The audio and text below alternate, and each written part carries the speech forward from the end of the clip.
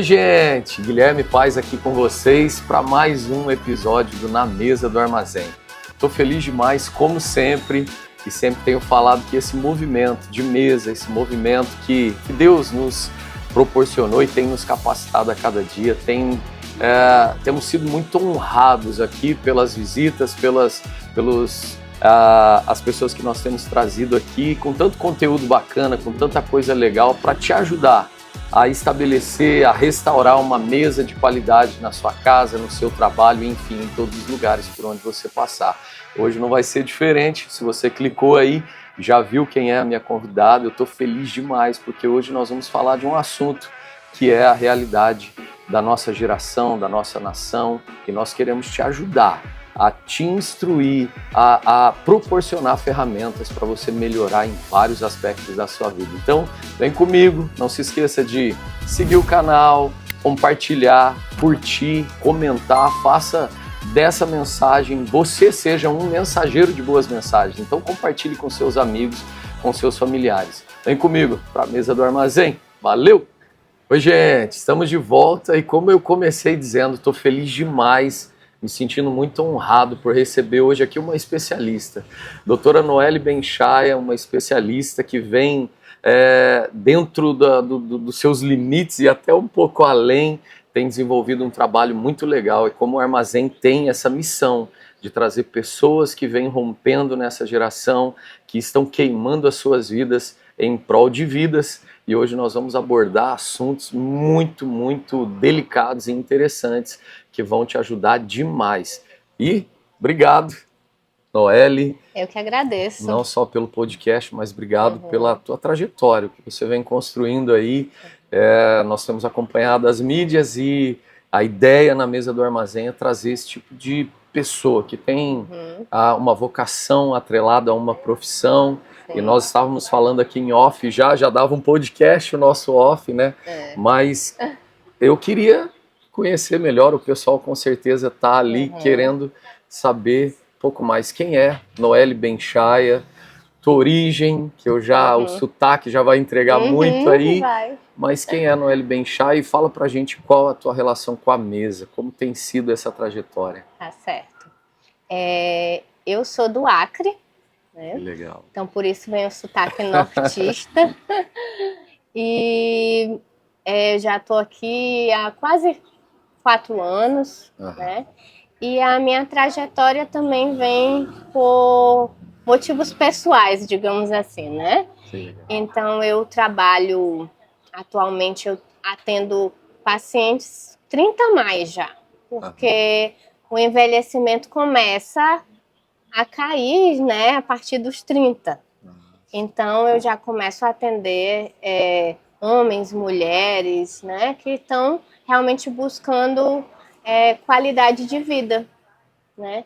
Então eu atendo o meu público, vamos dizer assim, né, são essas pessoas que estão procurando melhorar a alimentação, fazer atividade física, melhorar o sono, e também acabo que eu investigo também as doenças, deficiências nutricionais que vêm agregadas, né? Sim. Porque depois dessa fase, o nosso metabolismo muda. Eu já posso dizer nosso, porque eu já estou caminhando nessa faixa. Aí.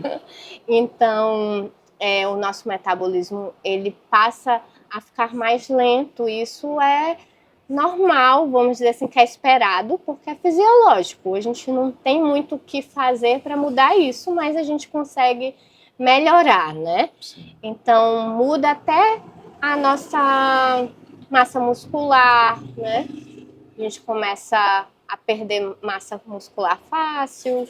Então, vai tendo várias alterações hormonais. Então, vai tendo tantas coisas, né, nessa fase.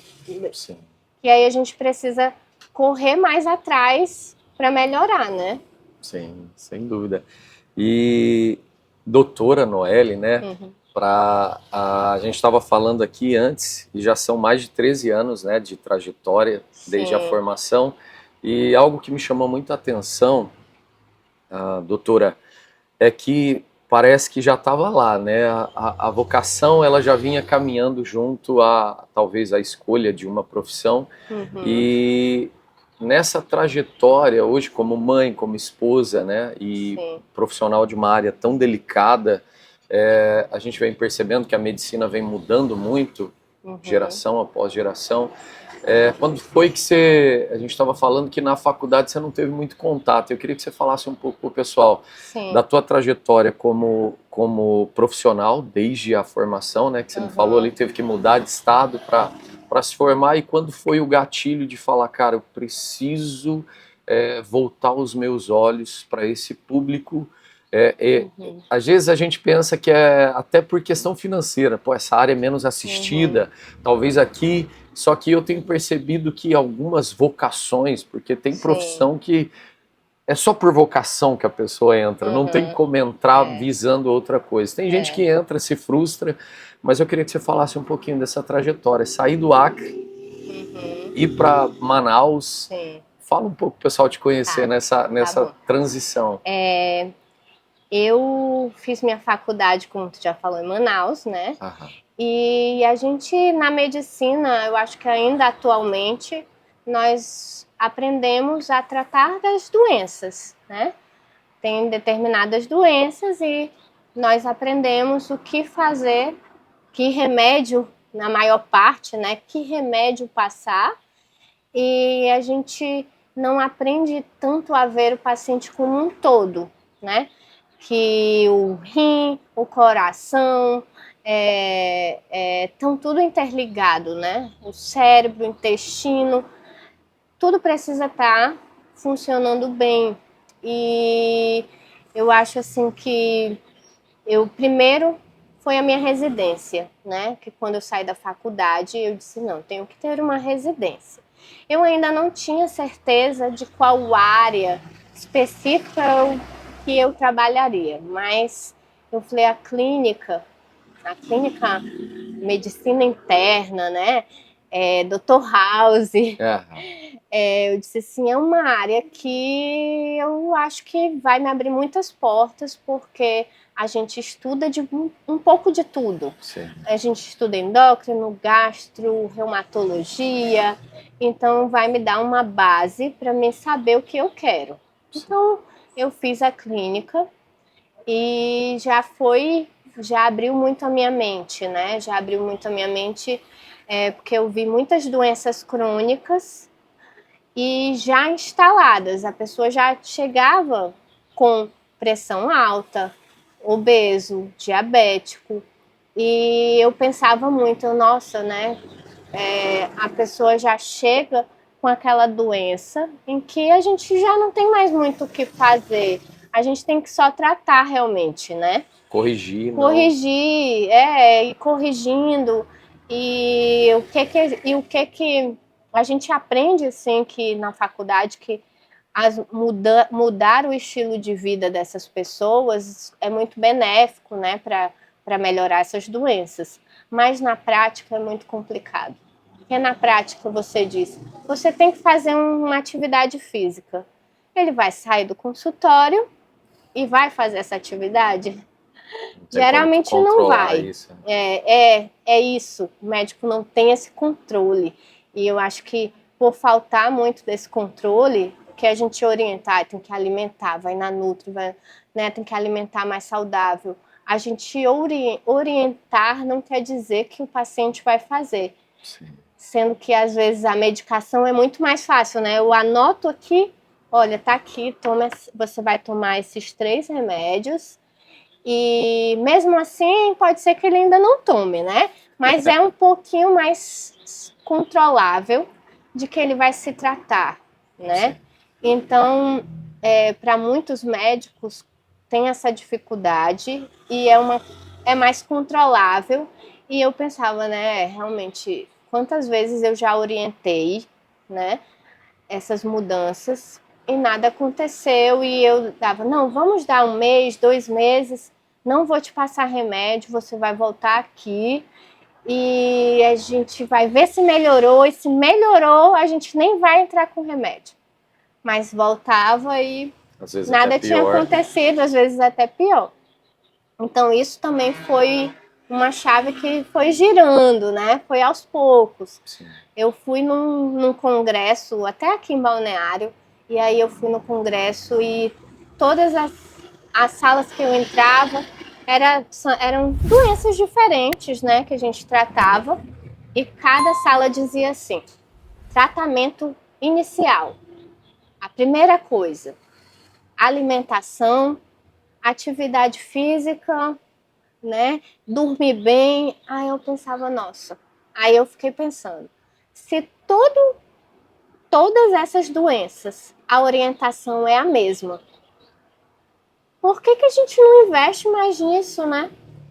Por que a gente não foca nessa questão de mudar a alimentação, de mudar a atividade física, de fazer atividade física, de dormir melhor? Parece tão simples, né? Eu falei, por que a gente não investe mesmo nisso? E aí foi quando eu comecei a estudar sobre isso. Eu falei, como ajudar realmente, efetivamente, o paciente a mudar isso, né? E hoje, o meu atendimento, o paciente responde um questionário sobre o estilo de vida dele e eu não decido por ele. Que legal. Eu mudei a estratégia, né?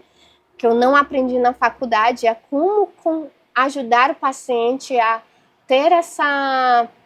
Decidir por si. É decidir por si, porque não adianta eu dizer para ele, você vai caminhar 3 vezes na semana, você vai comer fruta, você vai fazer uma musculação na caminhada tantos dias. Toma aqui. Pode ir. Não adianta, porque se eu não conhecer a realidade dele, se ele não estiver disposto, se eu não tiver também convencido ele de que aquilo é importante, Sim. ele não vai fazer. Então eu comecei a estudar mais sobre isso. E aí mudei totalmente o meu atendimento em relação a isso, porque eu falei, eu já orientava, mas eu não conseguia fazer o paciente ter essas atitudes. Então, a partir do momento que eu comecei aí a gente entra até estratégias de entrevistas motivacionais. Não sei se tu já leu sobre isso. Já. Né? Então a gente tem que assumir esse papel. Muda para psicologia, muda um pouco né? para psicologia, exatamente. Para mudar a forma de perguntar. Então hoje eu pergunto para o meu paciente, né? Você baseado, né, depois de todo o atendimento, de todas as avaliações, o exame, eu mostro tudo como é que está a saúde dele. Sim. Mapeado, é um mapa mesmo que eu faço, e aí está aqui, né, baseado nisso. O que é que você acha que você precisa melhorar? Nossa. Então, o paciente sabe. Transfere e aí ele fala, não, eu tenho que fazer uma caminhada. Aí certo, você tem que fazer uma caminhada. E o quanto que você acha que você tem de motivação para fazer essa caminhada, assim, de 0 a 10? Aí ele fala, né? Às vezes eles falam 7. Tá, 7. E você acha que você fazer essa caminhada, o quanto ela vai impactar na sua vida? Sim. Então, aí ele já começa a pensar, eu vou ter mais disposição, eu vou poder brincar, correr atrás do meu filho. Aí é um ponto vai importante. Em pontos mais... Eu disse um ponto importante, né? Então aí a gente vai trabalhando em cima disso. Aí eu vou perguntando, eu não paro por aí, né? Então, se você acha que isso vai causar esse impacto na sua vida, né? De melhoria. Sim. Quantas vezes na semana? O possível mesmo. Quanto que você vai conseguir, de fato, fazer a caminhada? Aí ele me diz, olha, pelo meu trabalho, meu tempo, eu consigo 2 vezes na semana. Tá ótimo. Tá ótimo. Então vamos começar 2 vezes na semana. Qual o dia? Eu anoto. Tem que criar uma... Qual o dia? Tá certo. Vai ser segunda e sexta, tal horário. Aí eu já lanço no meu sistema que vai alertar no aplicativo do paciente em Nossa, casa. que legal. Eles têm acesso a um aplicativo, quem acompanha comigo. Então, ele vai receber a notificação. Lá dentro, ele vai ter vídeos instrutivos dos Tem que ser quase que benefícios uma da mãe, caminhada. uma mãe desse. A gente segura na mão e vai junto. Que legal. E aí, lá, ele pode marcar. Eu vou determinar, você vai andar 2 vezes na semana, então, por 2 semanas. Aí eu coloco lá e 2 semanas vai estar apertando, vai estar alertando e ele vai poder ir marcando. Então eu digo para ele, se você marca no aplicativo, você pode escolher um dia na semana para marcar. Sim. Não precisa estar todo dia lá, né? Mas, no final da semana você vai lá e marca que fez 2 vezes nessa semana. Eu vou receber, eu vou poder te mandar uma mensagem, eu vou conseguir estar te acompanhando de perto. Sim. Então, quando eu falo isso acaba também ajudando ele a marcar, né? E aí a gente vai trilhando esse caminho juntos, que a meta é que ele alcance aquele objetivo, né? Ele vai ganhando pontinho, aí tem toda aquela questão de aplicativo, né? Tem aquela gamificação, ele vai ganhando a pontuação, ele vai se sentindo também, olha, eu tô conseguindo, que né? Legal. Então, aí depois a gente vai aumentando, já consegue agora 3 vezes, e assim eu vou fazendo o acompanhamento exatamente dessa mudança do estilo de vida. Vai acontecer de eu precisar remédio? Vai, mas a ideia é tentar diminuir. Mas a base tá sendo trabalhada, né? Porque o que é que eu falo para eles, né? Para os meus pacientes? Se você fizer essas mudanças no estilo de vida, no seu estilo de vida, você vai conseguir usar menos remédio. Porque se você continua se alimentando ruim, não fazendo atividade, daqui a pouco esse remédio não vai ser suficiente, vai por outro, e daqui a pouco a gente vai precisar uma lista de remédios, né? Porque aí um já começa a dar efeito colateral, aí já precisa de outro. Um para tratar outro. Um remédio para tratar outro remédio. Meu Deus. Então a lista vai aumentando e você vai continuar vai continuar sem se sentir bem. Sim. Né? Então o remédio não resolve tudo, né? E é interessante te ouvir falar. A gente tem muito aspecto cultural, né? Eu tenho, assim, das últimas pessoas que nós conversamos aqui, desde psicólogo, nutricionista e outros profissionais, assim, nessas áreas que lidam com seres humanos. Sim. E tem algo que sempre me salta aos olhos a respeito da questão cultural. Eu tenho estudado muito sobre os extremos da humanidade, né? O ser humano, ele está sempre de um extremo ao outro, ele passa pelo ponto de equilíbrio e avança para o extremo. Então a gente sai de um Brasil de cultura de escravidão, que era trabalho braçal e alimentação que era muitas vezes suficiente para aquele trabalho ou não, e a gente vai a um ponto de sedentarismo. A gente sai de um país conhecido como país da fome e vai para o extremo da obesidade, onde morre muito mais gente por obesidade do que por fome. A gente sai de um país do extremo da alegria, conhecido como uma nação feliz, alegre, de danças e músicas, e vai para o extremo do país com maior índice de depressão e ansiedade. Sai do extremo de um país tropical, com alimentos maravilhosos que a natureza dá, para o país que mais consome Coca-Cola no mundo e nem sei se a gente pode chamar de alimentos aí industrializados. E aí a gente vê que é uma cultura muito instável, né?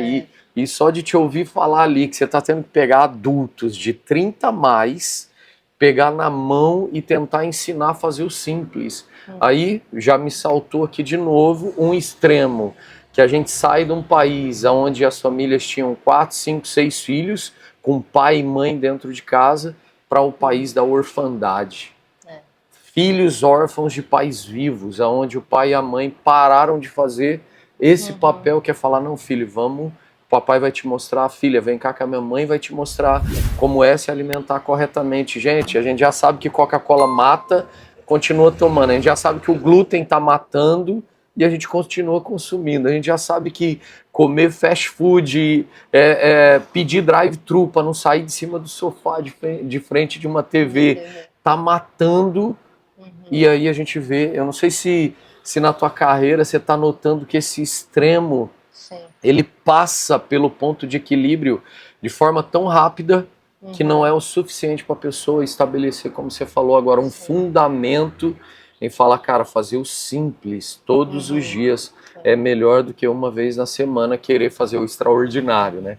E eu não sei se você tem percebido isso, porque eu falei com um psicólogo, ele falou, Guilherme, as pessoas estão a gente veio falar sobre suicídio, né, com o pastor. Inclusive, e doutor Luzimar. Assisti esse. Maravilhoso. E em off eu estava falando com ele, ele falou, Guilherme, hoje eu converso com uma pessoa e aí ela começa a falar o estilo de vida dela, alimentar, de exercício, de dormir.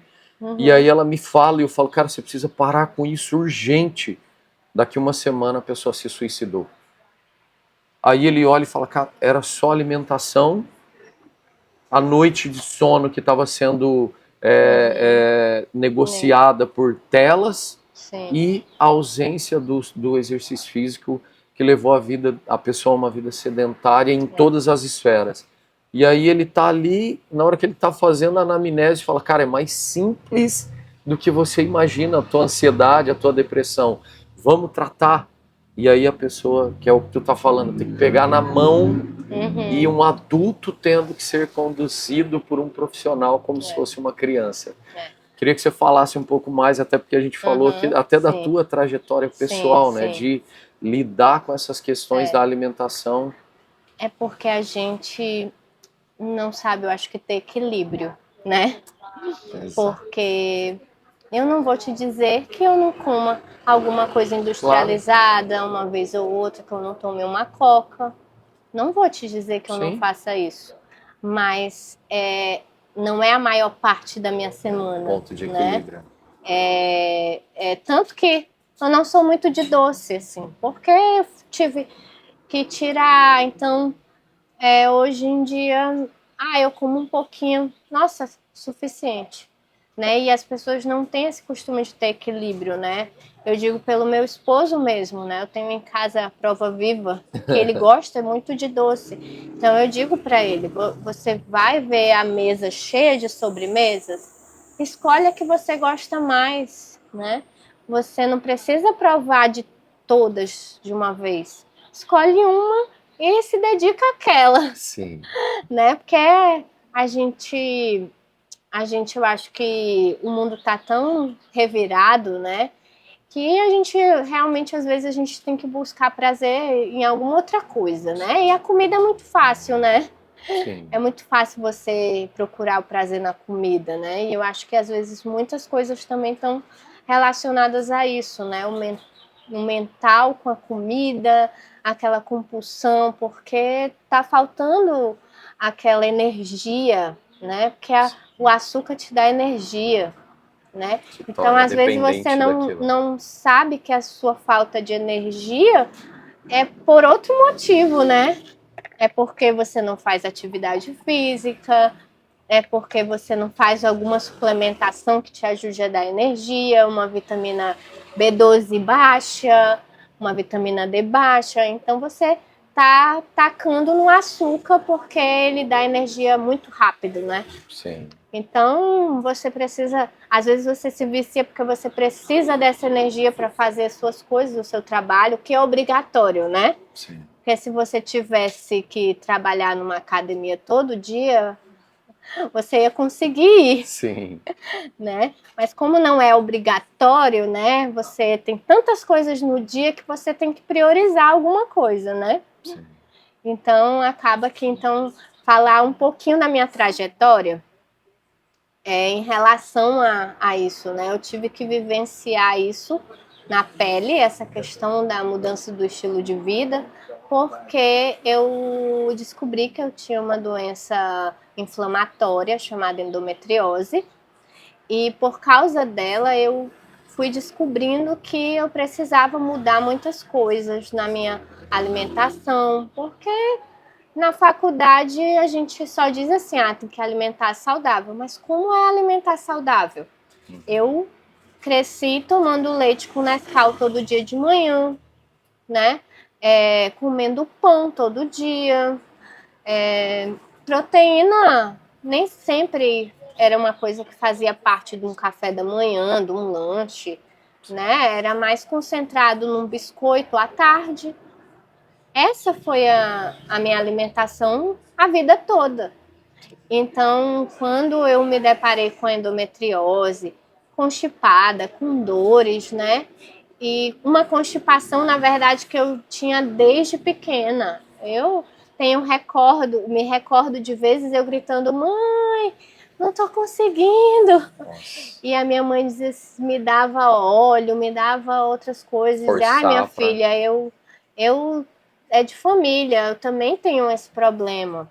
E eu cresci achando que esse era o meu padrão, porque era hereditário, não tinha o que fazer, né? Então, quando a nutricionista me sugeriu suspender o glúten, né, para desinflamar a endometriose, eu suspendi o glúten e o leite. Uhum. Nossa, meu intestino começou a funcionar. E eu já era médica, né? Sim. Nossa, que mundo é esse, né?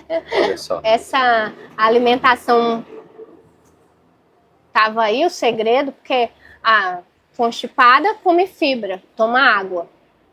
Mas eu já como, tô investindo em verdura, comendo fibra, tomando água, ou então tomando aqueles potezinhos que tinha fibra, né? Sim. Colocar. Mas não tinha um resultado efetivo, né? E quando eu tirei o glúten, assim, meu intestino nunca tinha funcionado bem. Nossa. Então eu mês disse, que nossa, falou, né? Um mês de... Então quer dizer que o intestino normal é assim? Olha só. Né? Então, além da endometriose, né? Eu descobri ela também numa tentativa de engravidar, que já há 2 anos e meio, mais ou menos, tentando e não conseguia. E no percurso eu já comecei a sentir os sintomas da endometriose e foi quando fechou o diagnóstico. Então, quando eu fiz essa dieta, era para me preparar para uma cirurgia. E depois dessa dieta que o meu intestino começou a funcionar, eu percebi que eu tinha um corpo inflamado. É literalmente isso, né? Porque eu tinha focos de endometriose em diafragma, intestino, em cima da bexiga. Nossa. Então, eu tinha um corpo inflamado. Eu tinha resistência à insulina. E eu sempre tive esse corpo magro.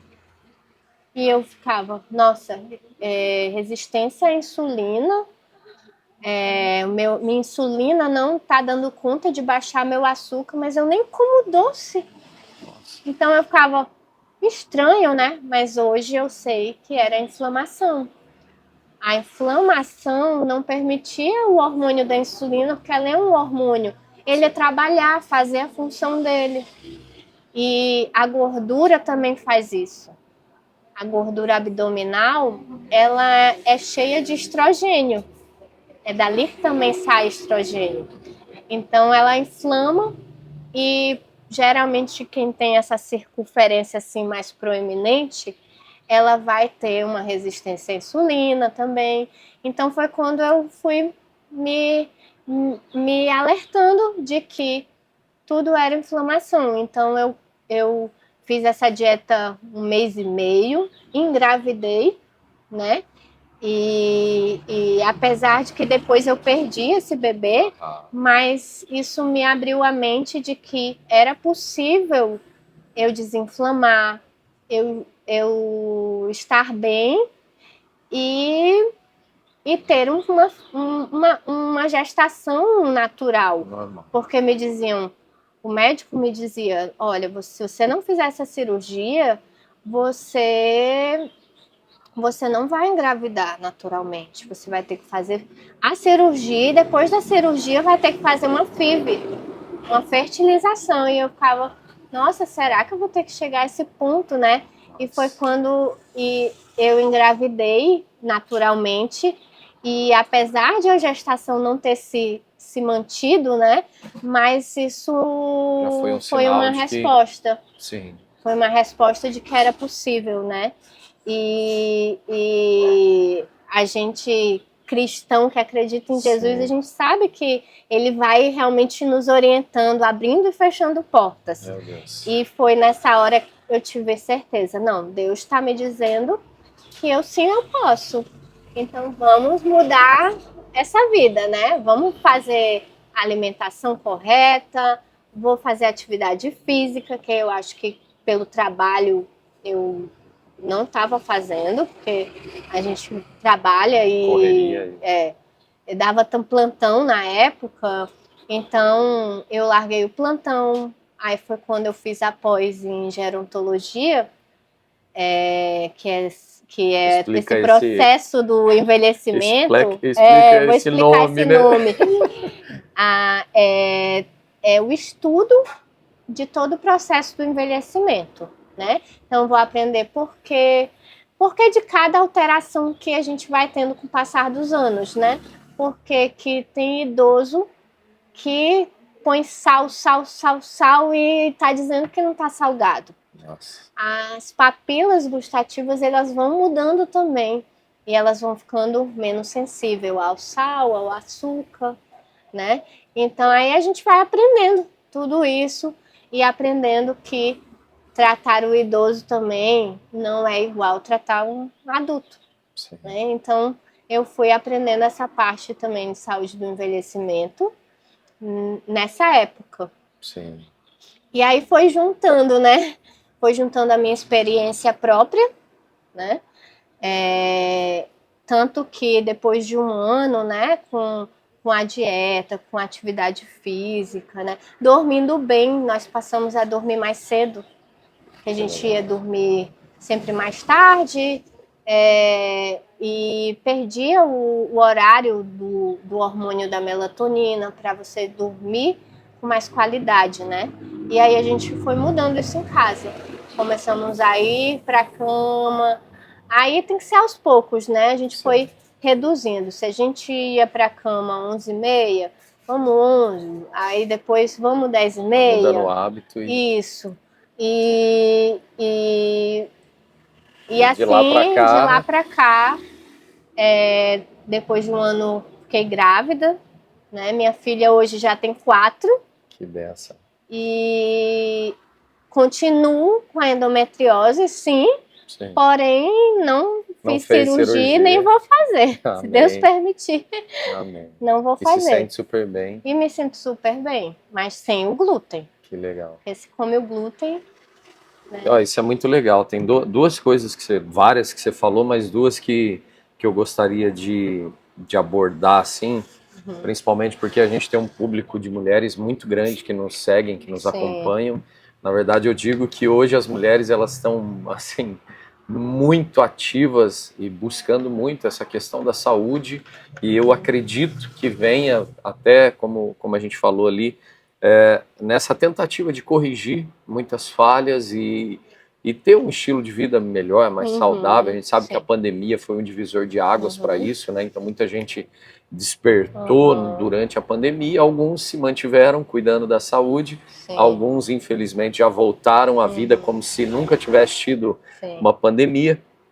Mas você falou duas coisas nessa trajetória que me chamou muita atenção. Primeiro é que a gente pode sim tratar diversas doenças a partir da base simples que é a alimentação, o exercício e o sono. Então isso já é o arroz com feijão bem feito todos os dias.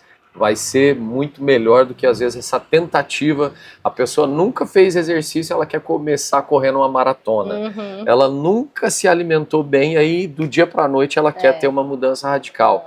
E não é bem por aí, né? A gente tem que estabelecer novos hábitos, começar aos poucos, vai esse mindset, né? Essa metanoia de mudar realmente a mente. Inclusive, né, nosso corpo ele, ele foi feito perfeito, né? Exato. Essa que é a verdade. Então, ele está acostumado com alimentação ruim, ele está acostumado com sedentarismo, mas ele tem estratégias para tentar compensar isso.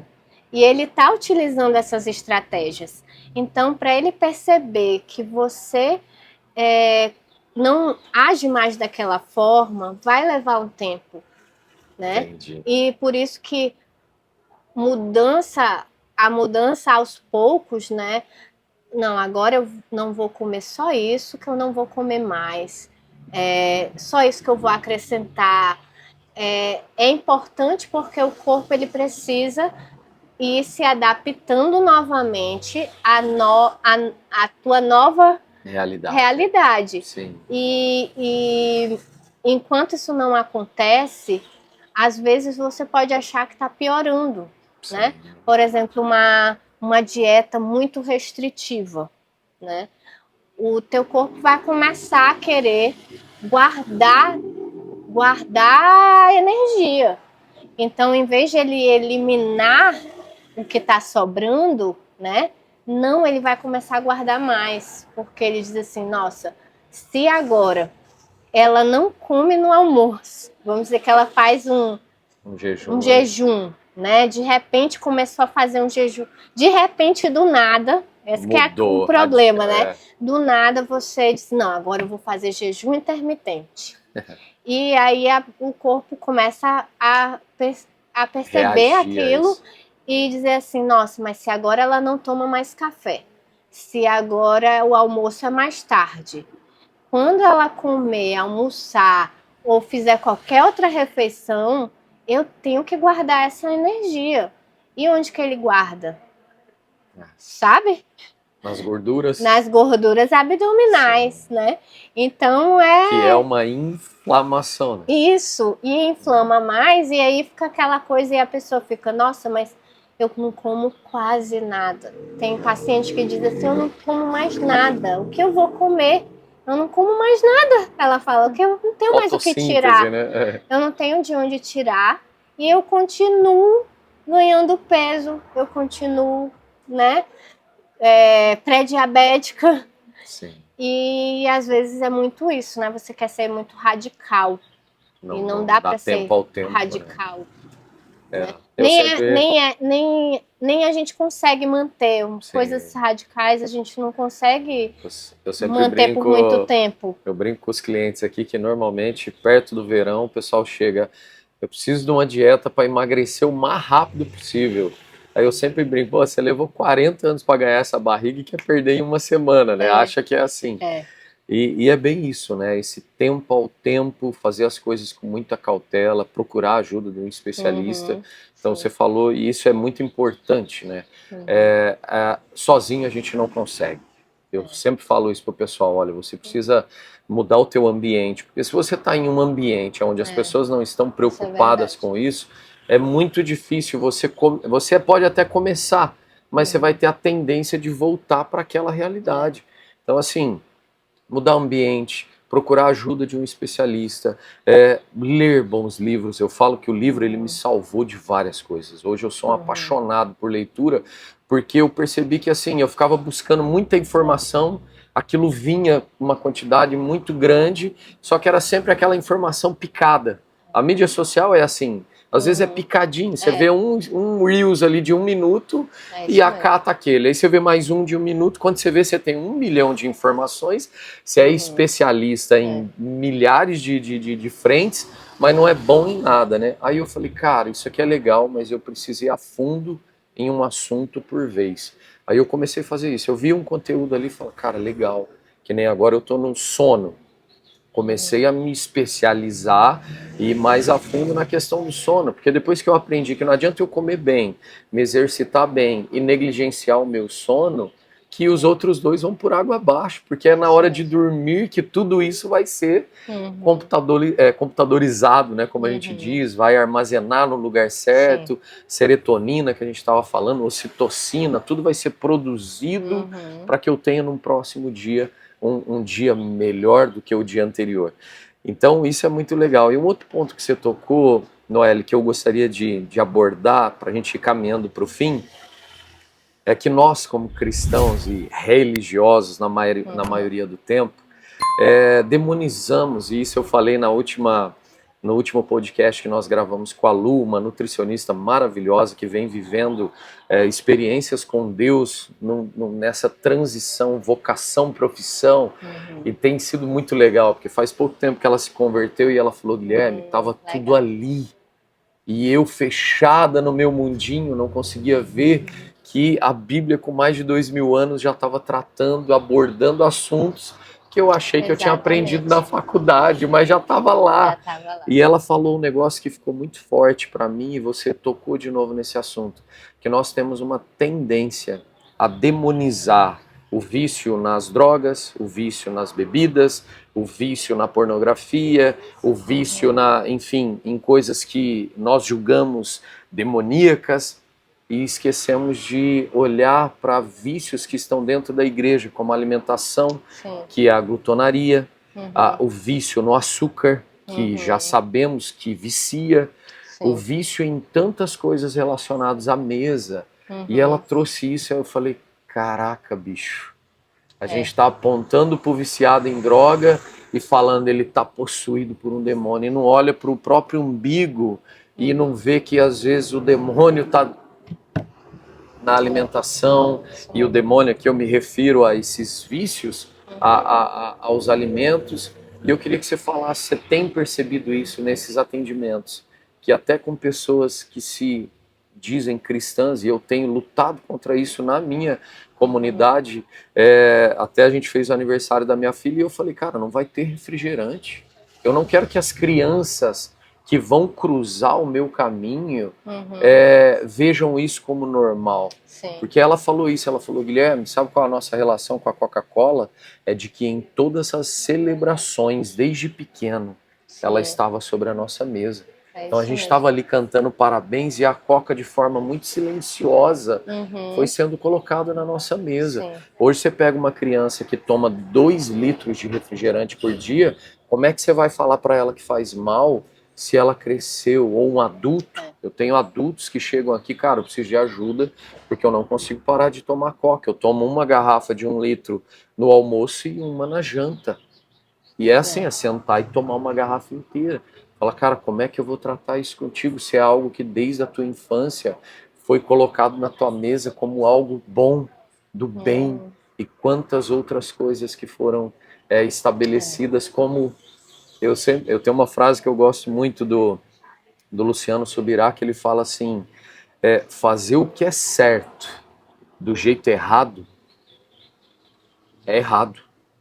Ou fazer o que é errado do jeito certo também é errado. A gente precisa fazer o que é certo do jeito certo. Então, às vezes, você está lá fazendo algo que é lícito. Não é proibido tomar Coca-Cola, mas o nome já diz Coca. A cocaína é proibida, mas a Coca-Cola não é. Então é lícito, mas é errado. Então tá errado. E aí ele aborda esse assunto e eu queria te ouvir para a gente caminhando para o fim. Como é que você tem lidado com isso? Chegar para a pessoa e falar, meu, é errado, mesmo sabendo que é lícito, né? Como você falou, às vezes não tem problema tomar uma vez ou outra, ou comer alguma coisa uma vez ou outra, mas fazer disso um estilo de vida é perigoso. O que eu tenho visto é que realmente, assim, a gente, como cristão, a gente tá sempre ao redor da mesa, mas não estamos de forma consciente, né? A gente fala de muitas coisas, como tu falou, mas a gente esquece que a gente é o templo, né? A gente é o templo do Espírito Santo e que a gente tem a obrigação de cuidar bem da nossa saúde, né? E não é o que a gente realmente vê no dia a dia, né? As pessoas realmente não têm essa consciência mesmo. Não vejo isso ser falado também na igreja, né? Não é uma coisa que está aberta ainda, né? Um assunto que fica sempre de lado. Não é um assunto, vamos lá tratar isso, vamos lá todo mundo caminhar, né? Então, é uma coisa complicada, Mas, como eu falo para todos, né? Você tem que procurar fazer boas escolhas. Você vai no self-service, tudo bem. Mas você tem que olhar tudo que tem e decidir sabiamente o que você vai comer, né? Porque se você for com um prato, isso daqui eu vou gostar. Isso, ai meu Deus, eu não tinha visto Volta que com tinha aquela... essa lasanha, né? Nossa, como eu gosto de lasanha. E lasanha, né? Ai, tem um estrogonofe. Poxa, mas eu já tô com o prato cheio, né? Sim. Então, assim, tudo é questão de escolhas na vida, né? A gente precisa aprender a saber escolher. Então, eu não me sirvo sem antes saber o que tem. Se eu vou no self-service, eu tenho que saber, primeiro, o que tem lá. Porque eu não vou esperar ser surpreendida por várias coisas. E quando vê meu prato tá, né, repleto de... Parece que chega ali e perde a memória, né? Eu sempre né? brinco com os amigos Porque assim... às vezes eu acho que você nem comeria, talvez, tudo aquilo, né? Eu tenho certeza que você vai chegar no nível que você está comendo, você vai se sentir satisfeito, Sim. mas você não vai querer estragar, então você ainda come mais, né? E então, assim, é a mesma coisa que eu também bato na tecla, principalmente também em relação às crianças, né? Minha filha não toma refrigerante, minha filha não sabe o que é Nescau, né? Tudo que eu aprendi a tomar Coca. Nossa. Ela já tá me perguntando, Claro. né? E eu digo para ela, filha, a mãe dela permitiu ela tomar, então tudo bem. Mas eu falei para ela, eu não quero que você tome, eu explico para ela, porque tem muito doce, não vai fazer bem para você, para sua saúde, né? Então eu já vou tendo que treinar ela. Então, assim, é desafiador, né? É desafiador, porque até ela que é criada nesse meio, mas ela tem os gostos dela. Ela tem um gosto apurado para um bolinho. Claro. Então eu tento oferecer um bolo mais saudável. Para ela tá ótimo, qualquer bolo que eu oferecer. Do mais doce ao menos doce, para ela é bolo, não importa. Ela não sabe então ainda distinguir. Então eu já entendi que ela pode comer o bolinho dela, mas eu vou tentar oferecer um bolinho saudável, né? Mas tem muito... Ela mesmo criança, mas ela já diz, mãe, eu quero comer alguma coisa para me acalmar. Eu, como assim para te acalmar? Tá nervosa com o quê? Eu como assim para te acalmar? A gente não come para ficar calmo. Então, olha a cabeça. Olha só. Ela não, porque eu preciso. É muito forte, né? Então eu digo, não, você não precisa. Vamos comer uma fruta. E assim, ela gosta de fruta também. Então eu aproveito, né? Mas é uma coisa que a gente vai, talvez ela viu um amiguinho que precisa disso, então eles são muito de imitar, né? Sim. Então, se ela vê tudo que a gente come, ela come tudo também, né? Então, o que eu, assim, nessa parte principal, eu acho que é os pais, eles precisam entender isso, que eles são exemplo em tudo, até na alimentação. Então, ela vê como que a gente se alimenta todos os dias e é esse caminho que eu espero que ela siga, né? Sim. E ela vê que a gente sai para fazer exercício, né? Então isso vai ficando na cabecinha dela que o padrão é esse, é se exercitar, é dormir bem, né? Então ela dorme 8 horas da noite. E a maioria, assim, das crianças que a gente vai tendo convívio, a gente vê que não é essa a realidade. A realidade é dormir 9h30, 10 horas. Tem umas que dormem até mais, né? Que dormem vendo televisão, né? Então, é bem difícil, complicado. Mas já estão crescendo, né? Nesse novo mundo, que é um mundo mesmo mais do sedentarismo, Digitalizado, de estar comendo coisas fáceis, de estar na frente da televisão. Porque eu vou te falar que é muito fácil tu comprar um pacote pronto. Só abrir, né? Só abrir e comer, né? Imagina que eu tenho que acordo todo dia e tenho que ir preparar mesmo o café da manhã, né? É preparar, é fazer desde do início tudo. Não tem um pacotinho pronto. Então demanda um pouco mais, realmente, mas vale a pena. É o que eu posso te dizer, que vale a pena. Eu vi uma pesquisa recente, não sei se você deve ter visto, que eles estavam falando sobre os cuidados com o coração. E aí o médico ele fala que um dos melhores cuidados com o coração, o membro, né, que era responsável pelo cuidado com o coração, era a coxa. Que as pessoas que tinham a coxa fortalecida viviam mais. Aí principalmente a panturrilha. A panturrilha é o membro inferior, né? Sim. Aí ele vai explicar o porquê, que são pessoas que caminham mais, pessoas que levantam para fazer as coisas, vão viver mais, porque o movimento cuida do coração, né? Sim. Não, isso é muito legal. Essa questão também vai mais a fundo ainda, porque além de estar em movimento, a panturrilha ela é considerada a nossa segunda bomba. Olha cardíaca. só. Por quê? Porque ela precisa estar com o músculo bem fortalecido para ela ajudar os vasos a retornar o sangue. Meu Deus.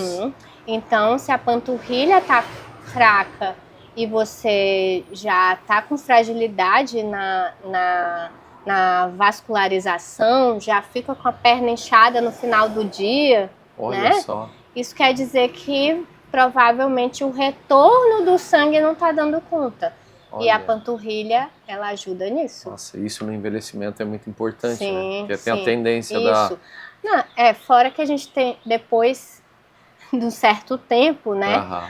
Tem a tendência à osteoporose, né? Porque o músculo vai perdendo a massa, aí o osso não dá conta sozinho. Sim. E vai ficando fraco também, né? E aí os riscos de fratura no idoso por isso. Meu Deus. Então o idoso precisa de fazer reforço muscular, não é só aeróbico, né? É isso que eu ia dizer, quão importante começar antes. Então, para quem está nos ouvindo aí, 30, 40, começar antes esse fortalecimento, vai chegar numa idade já com essa... por isso que o meu atendimento é mais abrangente à idade, né? Porque eu não quero atender já um idoso de 50, 60 anos, já cheio das doenças em que dificilmente eu vou conseguir reverter, né?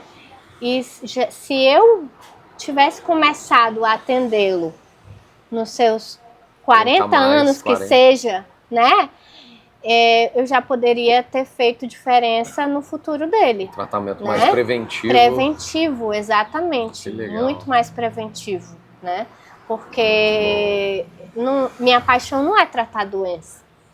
E como a gente sempre fala que é impossível, né? Apenas em um episódio, em apenas um bate-papo desse, a gente enxugar todo o assunto, né? Não dá. Então nós já vamos deixar programado um segundo momento para a gente ir mais a fundo em alguns dessas frentes que nós abrimos aqui. E para finalizar, eu queria que você falasse um pouquinho mais desse trabalho que eu achei maravilhoso, até para o pessoal que vai começar a te seguir, te procurar, que é esse trabalho do atendimento domiciliar. Eu achei muito legal. Noelle vem se especializando, como ela já disse, na pós-graduação com pessoas de 30 a mais, né, que é um termo bem legal para a gente falar. E eu queria que você falasse, para a gente ir finalizando, para quem está lá em casa te ouvindo, deixar uma mensagem dos benefícios do atendimento domiciliar, dos benefícios de ter esse relacionamento mais próximo com o profissional da saúde e qual esse chamado maravilhoso, né, que Deus te confiou, que é mais árduo, é mais trabalhoso. Mas eu queria que você deixasse essa mensagem final para quem está nos ouvindo, para quem está lá e já daqui um pouquinho vai te chamar ali na mensagem. Então, como eu estava te falando do atendimento domiciliar, né, o benefício principal que eu vejo, né, é na qualidade mesmo do atendimento, né? Porque a gente consegue dar mais atenção, eu consigo ver ali tudo que o paciente faz, o seu dia a dia, até como ele me recebe, o que ele coloca na mesa para a gente comer, que vem a questão da mesa, né? Sim. Porque geralmente a gente senta na mesa, tem um café, aí eu digo, pode tomar seu café, eu já vejo quantas colherinhas de açúcar que costuma pôr. Você já vai tudo eu tô analisando. Tudo. Então, eu já consigo analisar muitas coisas além, né? Sim. Até uma mastigação. Então, acontece às vezes, tipo, eu tenho um paciente que ele falou, não, doutora, você tem que vir almoçar comigo. Aí eu disse, então vai ser uma consulta almoço. Aí ele disse, Eu, então tá, vamos lá. Eu marquei 11h30. De 11h30 a meio-dia eu atendi, né? Avaliei ele, porque já é acompanhamento. Sim. Então já não demanda assim tanto tempo, né? Então tive aquele momento de avaliação e depois nós encerramos o atendimento almoçando. E aí eu observei que ele estava tendo umas tosses quando estava comendo, né? Eu falei assim, para a cuidadora dele, que nesse caso era um idoso. Sim. Eu falei assim, ele costuma tossir assim quando tá comendo? Aí ela, não, é só quando é alguma alimentação assim específica, aí ele tosse. Aí eu disse, nossa, nós vamos ficar de olho. Sim. Porque pode ser que ele esteja precisando de uma avaliação de fono, para ver se ele está conseguindo ainda deglutir bem, né? Às vezes é da deglutição que já é prejudicada com a idade. Olha só. Não consegue fazer bem a mastigação, às vezes os dentes não estão bons, né? Aí precisa ver as próteses, quanto tempo. É uma coisa que são coisas voltadas para cada idade, né? Eu preciso avaliar. Gente, foi bom demais o nosso bate-papo. Noeli, obrigado, não só pelo podcast, como eu falei ali no começo, obrigado por essa trajetória linda, por essa história linda que você está escrevendo aí. Vamos deixar um pouco de assunto para o nosso próximo episódio e eu quero te agradecer de coração, que Deus continue te ajudando, te auxiliando, te dando sabedoria, mais do que isso, a nossa missão aqui é que Ele possa proporcionar mesas estratégicas, mesas que vão avançar nessa vocação, nesse projeto tão maravilhoso que Ele já confiou a ti. Então, deixo aqui a minha gratidão, a Mesa do Armazém, o nosso podcast é muito grato a pessoas como você. E até a próxima. Gente, corre lá, se inscreva se você ainda não é, ative os sininhos, compartilha, curta, comente aqui, nos ajude a compartilhar essas mensagens que têm ajudado muitas famílias. E até a próxima na Mesa do Armazém. Valeu!